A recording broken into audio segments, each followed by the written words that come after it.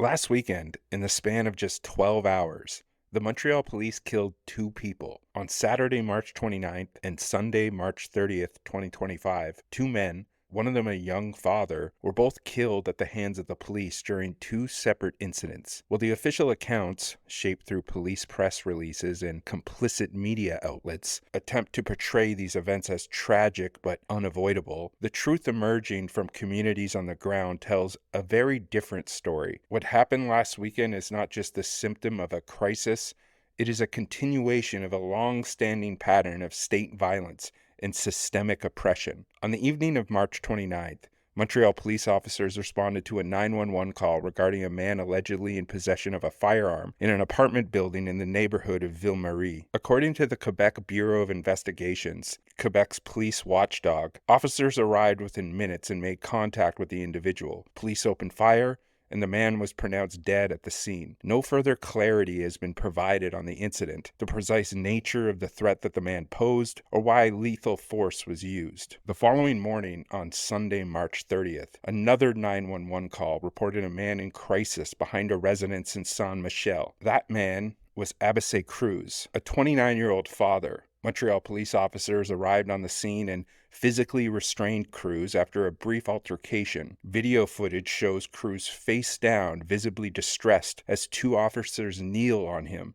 A third officer attempts to force open a nearby door. Moments later, Cruz suffered cardiac arrest and was transported to the hospital where he was pronounced dead. His death, like so many others in similar circumstances, has left a community in mourning and outrage. Both incidents are now under investigation by the BEI, but for many Montrealers, this offers little reassurance. Since its founding in 2016, the BEI has opened over 400 investigations into police interventions involving death or serious injury, with only two that have led to charges. Its credibility is undermined by its structure, which allows former police officers to investigate their peers, creating a closed system in which accountability is nearly impossible. But the issue runs deeper than oversight failures. The death of these two men reveal a policing model that is not broken, but functioning exactly as it is designed. In this settler colonial Western capitalist state, the police are not neutral actors. They exist to enforce social hierarchies, protect private property, and to maintain the status quo, often through either covert or violent means. The criminalization of poverty, mental illness, and racialized existence is not a flaw of the system. It is the system. When someone in crisis dies after being restrained by the police, it is not an unfortunate accident. It is the predictable consequence of dispatching armed agents of the state to manage situations that require compassion, de-escalation, and care. And when the media repeats police narratives without question, it helps shield these institutions from scrutiny, making them complicit in these murders. Predictably, public outrage erupted in the days that followed these police killings. The first major protest took place on the evening of Monday, March 31st, in the neighborhood of Saint Leonard. What began as a peaceful vigil to mourn the victim of Sunday's killing soon turned into a confrontation with police. Hundreds of protesters gathered to honor the life of Abisay Cruz and to denounce the police violence that killed him. As the night unfolded, the demonstration grew combative. Protesters marched down a major boulevard, disrupting traffic along the way. Riot police responded with tear gas as fires were lit in the street and projectiles were exchanged. The protest, though intense, was largely ignored by mainstream media outlets. A second large-scale protest occurred on Sunday, April 6th in Saint-Michel, a week after Cruz's death. Once again, hundreds of people took to the streets.